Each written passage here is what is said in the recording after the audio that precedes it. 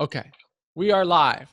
Welcome to the Earning Freedom Podcast. I am Michael Santos with michaelsantos.com and prisonprofessor.com. Today, I have the privilege of introducing you to Malik King. Now, let me just give you a little background on what kind of guy Malik King is. I'll let him tell his own story, but I want to say he's an individual who really devotes himself in an incredibly inspiring way to help people who are locked up. I mean, he helps so many people. He doesn't have a budget.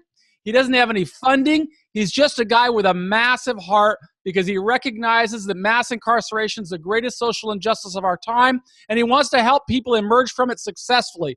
Malik, I really want to welcome you to the show, and I want to thank you for spending this Sunday morning with our audience, many of whom are locked in prisons right now.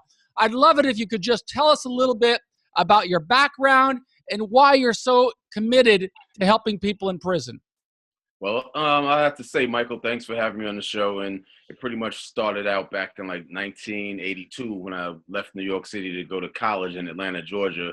And a lot of my friends that I left behind in the inner city of Queens were getting in trouble with the law and hanging out, hustling and things of that sort. So everything I did, it started out just as a pen pal thing, trying to keep in contact with my friends when I was away at college.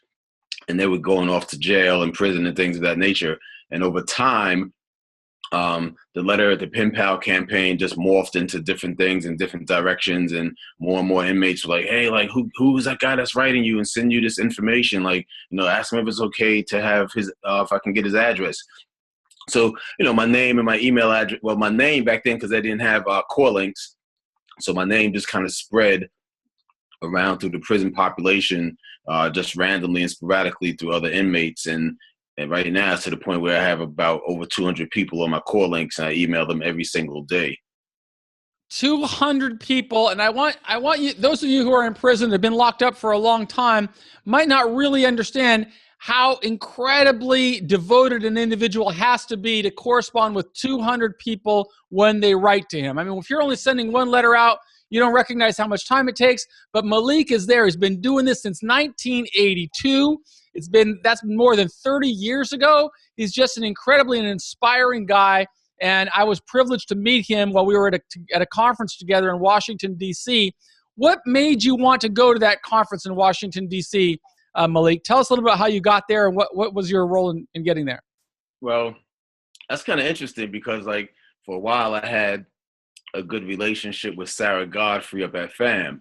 And sometimes Sarah would reach out to me and ask me, like, hey, Malik, do you have any profiles of stories that we may be interested in putting on our website? So a lot of times I had Sarah contacting me, and I would find the perfect fit for somebody that may go up on the website. I had no idea that I was going to be even invited to this event, until maybe like a month before it happened. And Sarah asked me if I would like to attend. I was like, yeah, why not? Because I would love to meet some of the great individuals whose names I've heard bounced around over the years, and whose people who I've been emailing, and some of the individuals who've gotten clemency. I was like, if I get to meet these individuals firsthand, count me in. I'm all for it. I'll be there.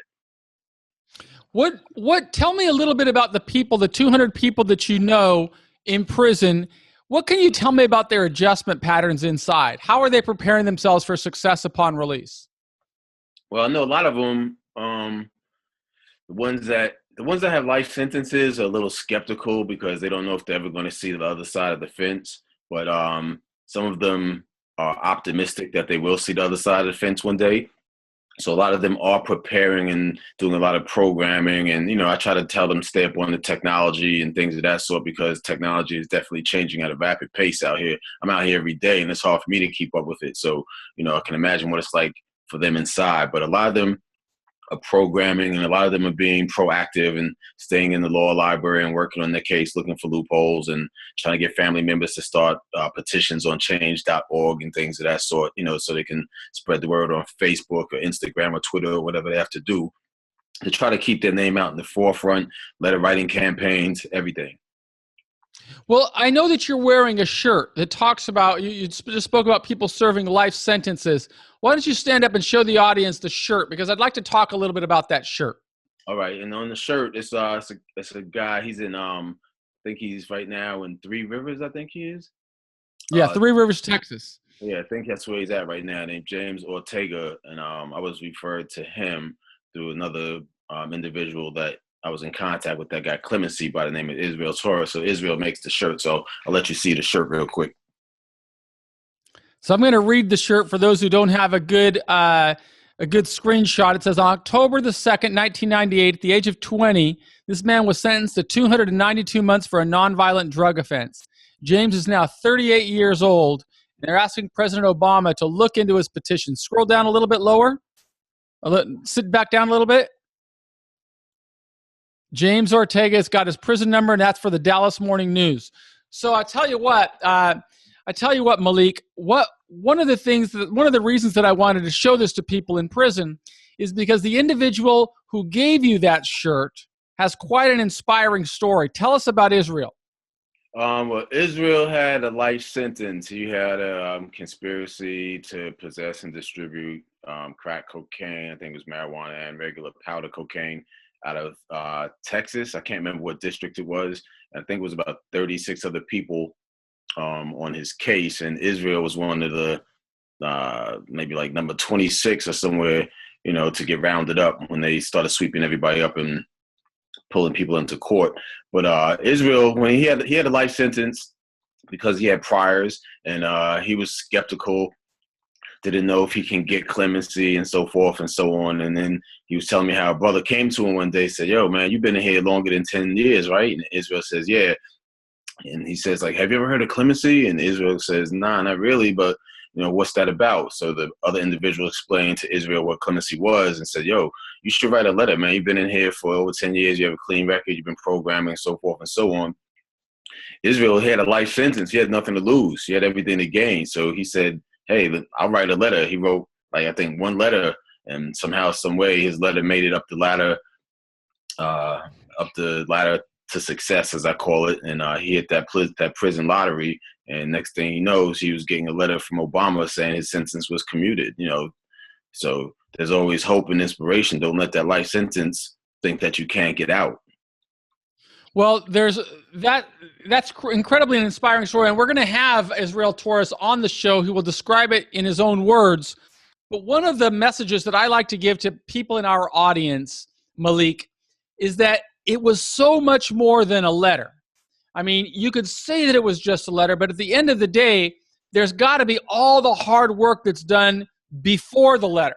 Right. So Israel walks in there with a life sentence, and from the beginning, he had to maintain the strength, the inner strength, to reject the criminal lifestyle, to reject all the negativity that exists in prisons across the country, and just stay laser focused on saying, "I'm going to build a record." Now, you described it as programming, and that's certainly what he did.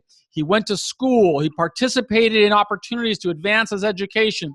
He built a record that would show why he should be positioned, why he should be considered for relief when the time came. And he had to do it when a lot of guys were telling him, "Man, why are you involved in all of that? There's nothing's coming. You got a life sentence. Just sit here and do your time. Forget about the world outside." But our message, Malik, and that's why I'm so glad to have you on the show, is to help people inside recognize that even though you might not have a release date that you can quantify or that you can even comprehend, what you can do is say, "Okay, every day I'm in here, I'm going to take another step. I'm going to build another," I used to call it, like when I was locked up, I used to say I was building my own ladder. And every day I was building another step on that ladder, another rung on that ladder. And I was climbing my way out.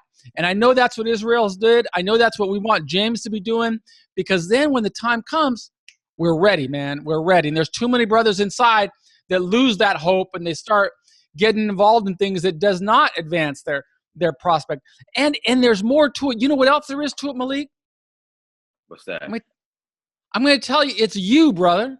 It's you, right? I'm not kidding you. I know what it's like. I was locked up for 26 years. I know what it's like to have a friend outside. Yeah, and I can tell you. And it's crazy, though, because I get, like, so many thank you letters and people thanking me, like, "Yo, Malik, like, without you, I don't know what I would do." And I always say, like, well, there had to be somebody before me doing what I was doing in your life. And it's like, yeah, but they weren't as consistent as you, and they didn't get on their computer every day, and they didn't have the time like you, and you're a godsend. And, like, I still haven't even wrapped my fingers around it, because to me it just seems normal because I've been doing it for over 3 decades, so it just seems normal to me. It seems like what anybody on the outside world should be doing to help those that are in the struggle. You know, it influences every American citizen. But what I'm talking about, it's you. I can tell you from my perspective, I didn't know you when I was locked up, but I knew other people that were like Malik King, real community leaders who believed in the power of the human spirit to grow. And they would write to me and they would visit me and they would just keep me engaged. And I can tell you something, because I had those people in my life, I knew that I had a duty and I had a responsibility to prove worthy of the investment that you were making in us, right? You're making an investment of your time, and you don't want to be making this investment into people who aren't willing to invest in themselves. Right, exactly. You know how we pay Malik back is we get through prison successfully, and we help other people in prison succeed, and we come back strong, and that's the payoff for a guy like Malik. He doesn't want your money. He doesn't want anything else. All he wants from you is to be successful and be happy. Right. And so you got to work to sow the seeds. You know, I was speaking last week, Malik, at a reentry conference in Arizona. And I used this analogy when I was on the stage speaking in front of an audience of about 500 people that were all, you know, concerned about mass incarceration, concerned about the challenges people have when they come back to society. And my message was that it all begins at the very earliest stage of the journey, right when the person's going into the prison system, right? You know what the guy has to do, Malik? I use a little metaphor. He has to planting a seed, okay?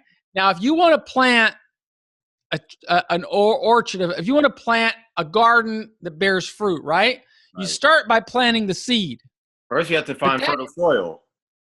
Yeah, you gotta find soil, but that soil is wherever I am. If I'm in prison, soil has to be fertile, though. You have to find fertile soil, right? Yeah, but I gotta make it. Right. I got the strength within to make it, and I plant that seed, dude.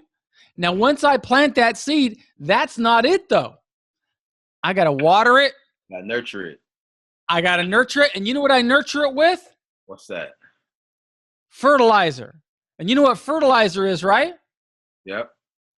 Okay, we know fertilizer. I don't want to say it because some prisons don't want me to swear on the podcast, so I will just call it poop. All right, we'll just call it. That's what fertilizer is. It's poop.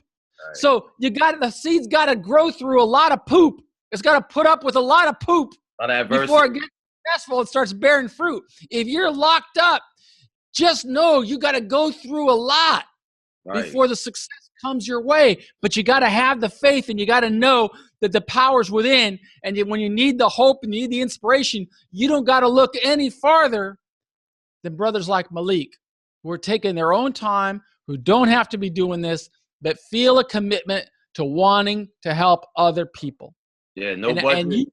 Like you said, no budget, no Facebook, no Instagram, no Twitter. I don't have any of that. I just do grassroots, and like everything I do is straight from the heart.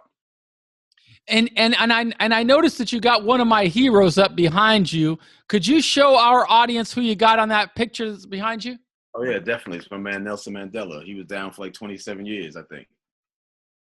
There he is. Welcome, welcome, welcome, Nelson Mandela, the African National Congress. I can tell you that I had enormous respect. Thanks so much for standing up so we can see that picture. I can tell you that when I was inside, I had this enormous sense. He was like my fuel, man, because I had to look for somebody who'd been in prison for 25, 26, 27 years in order for me to say, I can do this, man. I can do this every day, because he did it. And he was in prison not for committing a crime like I did. He was in prison because it was the crime in the nation where he was living. And he just had this principled belief that he had to do better. He had to connect. That's what we got to look to. We got to look to role models like Nelson Mandela, like Martin Luther King, like Viktor Frankl, like Gandhi, or like Socrates was the first one that spoke to me. And that's what gives us the power to get through. And I got to say, also, it's people like you, Malik. Thanks, you are a hero, and you're a role model, and people should know that if they've got a friend like you in the world, they've got an enormous responsibility to prove worthy of all the love that you're sowing, dude. Right. And it's crazy though how you and I met. Like how you just walked up to me and said, like, "Hey, have you ever been incarcerated before?" And I was like, "Nah." And I was just getting ready to leave town. Like you caught me at the right moment. So this is like everything happens for a reason. This is great. You know why I went up to you and asked you if you've ever been incarcerated, dude? I mean, I'll be honest with you. The reality is, I was in Washington, D.C., and I know the statistics. One out of every two black men between the ages of 18 and 39 has been locked up or something like that. And I know that every one of them has a story to tell. Right. But I know that. It was just the fact that I was getting ready to skip town and you walked up to me like right at the right moment. So like, it was perfect timing, regardless of what you asked me. Yeah, but you got an aura about you, Malik. You got Okay. an aura, you got a good aura of a man who cares and wants to help other people. And that's all I'm trying to do, right? I got a full-time job here, but I record these episodes because I want to get them on. I want to memorialize them, and I want to send them into prisons because there are too many people in prison living without hope, without a message, without a blueprint on how to make it through. And it's dudes like you who help me convey it. You see, the reality is this. We all have a different lane to run in life, And there are going to be some people that will never be receptive to my message, and I know that. Right? But I can bring you on and you can help me connect with that person. And there are going to be people that I might be able to help you connect with. We're all, Hillary Clinton says it takes a village, right? It does. It just takes a network of people that one of us, if we work together as a team, we're going to convince employers on why they have to provide jobs for the formerly incarcerated. We're going to convince universities on why they should admit the formerly incarcerated into school. We're going to convince licensing agencies on why they should not bar somebody from practicing a career just because of a decision they made 10 years ago. We should look at how an individual responds to challenges, and when that individual starts responding in a methodical, deliberate way, that individual can add value, and that individual has earned freedom. And it's my job to try and build those bridges, but I need dudes like you to help me. And I'm going to ask you a favor. Can I ask you a favor, Malik? Hey, if you want to ask me to come stand on stage with you and speak sometime. I would certainly love to have you be honored to speak on stage with you. But I'll tell you what my favor is I'd like you to, be a regular guest on Earning Freedom and tell the story of some of the people who are writing to you. No problem. And let us know what they're going through. Let us know what they're doing. If you hear about somebody who is using his time inside to prepare for success, share it with us because I can put it on a CD and get it into some of the prisons that are allowing me to bring this message inside. Would you be willing to do that? Without a doubt, definitely. I have a huge database. I have 200 people to choose from. That's easy. That's a piece of cake. Only thing I may need from you though, brother, is maybe you need to send me like a little synopsis of what you want, so I can email it to them, and so that they know what you're looking for exactly. Okay, that's a great idea. Here's what I'm going to do, and those of you who are watching it, you're more than welcome to participate on your own. Malik King, how does somebody connect with you, Malik? If they're incarcerated, they can send me an invite through core links. My email address there is everlast7@hotmail.com, everlast7@hotmail.com. If they're outside, like an advocacy organization or whoever it is, I have a different email address for that side of my life, and that email address is endprisonindustrialcomplexes@hotmail.com. That's endprisonindustrialcomplexes@hotmail.com. But if you want to hit me up on core links, you can hit me up all day, everlast7@hotmail.com. I've been on there since core links came into existence. Well, I'll tell you that it is a little bit difficult to remember all that on video, so I'm going to plug both of those email addresses into the show notes, and they'll be available at michaelsantos.com. Yeah. But what I'd like to do, Malik, is send you a little snapshot of what I'm doing. Mm-hmm. I'll keep it short, and you could just cut and paste it and send it to all 200 people. And the individuals who want to have their story told, reach out to you. What I'd like to hear specifically, what are you doing today to position yourself for success tomorrow? Right. The individuals who tell that story, I want to give them some give them some bandwidth so people can hear about it. We'll put them on the Earning Freedom podcast, and they'll get to hear their family members hearing about how well they're doing. So let me ask you a question. How are they going to do it? They're going to call you from prison and do it, or how are they going to do it? No, I don't think they can do that right now, but they can call you or they can email you and tell you the story, and I want you to be a reporter. You're like the reporter from on the inside. Definitely. I'll definitely do that. You're going to get killed. You're going to get so many, you're going to get so many emails and so many requests, you're not going to be able to keep up. I know I can't keep up right now because I got a full-time job just like you do, but we do the best that we can, and we try and show as many people as we can. All right, bro? All right, no problem. Hey, I know you got to run. I really appreciate you taking time with us today. I know you're going to inspire some guys, and those who want to reach out, you'll see it on the show notes. I'll put Malik's email address if you want to connect with him, and he'll be back on the show again. Maybe we'll do a monthly episode with Malik King. I'm all in. Just let me know, brother, and I'll arrange the time to wake up earlier than 12 in the afternoon. That's all right, dude. Hey, let me ask you, do you have any connections to, besides Israel, of the people who's had their sentences commuted? Yeah, probably. I'm in touch with about 20 or so of those guys. I talk to them all the time. That are out now? Yeah, they're out. I have their phone numbers. I talk to them on a regular basis just to see how they're doing all the time. Like, we just pick up the phone randomly, just call one another to just chop it up from time to time. I'm going to give you my contact information. I'm going to write a letter for those people also because we really want to get their story on the show so that I can connect with those people who are serving life. What I want to do is create a series of people who had their sentences commuted.